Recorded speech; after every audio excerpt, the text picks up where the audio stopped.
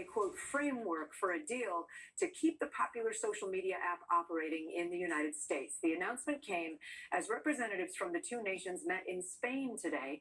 The journey to this moment has been quite a roller coaster ride for TikTok. Congress, you remember, voted to ban TikTok back in April 2024 over national security concerns unless TikTok was sold to a U.S. buyer. That law was to take effect in January, but once President Trump took office, he extended the deadline for a sale 3 times. The last time he set the deadline to expire this Wednesday. Morning News Now anchor Savannah Sellers has been following all of this for months. Savannah, what do we know at this point about this framework and how this deal might have come about? Yeah, Kate, great questions and great layout there about what's happened, because I feel like it's been going on for a bit of a roller coaster. And there have been these multiple extensions, all this different type of stuff.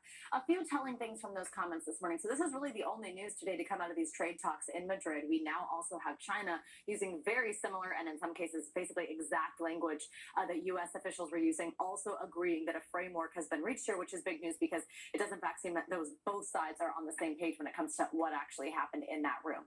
We did hear a couple comments, like for example, that this is between two private companies. That leads you to believe one of those likely being ByteDance that they're referencing. Who is that mystery buyer? That is one of the big questions. Certainly a ton of speculation right now around Larry Ellison and Oracle. First of all, Oracle is already very involved with TikTok. They host the data. They basically make TikTok work here in the United States. And then they also, excuse me, there's also the component of Ellison's personal wealth, potentially putting him in the running as somebody who actually could buy it. So that's a big question, and I can talk you through, Kate, potential other buyers. Yeah, please do, as we've got absolutely, yeah.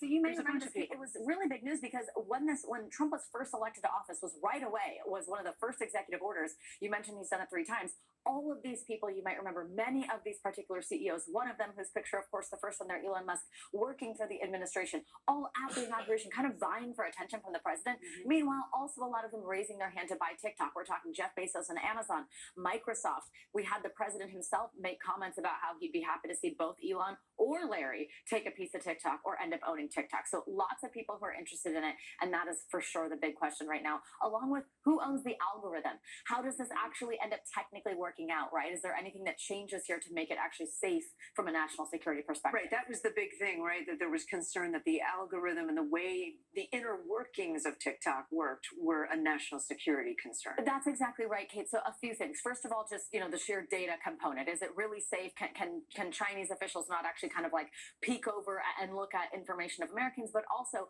can the algorithm manipulate the content and the information served to Americans, and the concern that would pose, let's say, for example, in an election year. Right. But on the other hand, you got people who want that algorithm, who use TikTok. They're like, it's the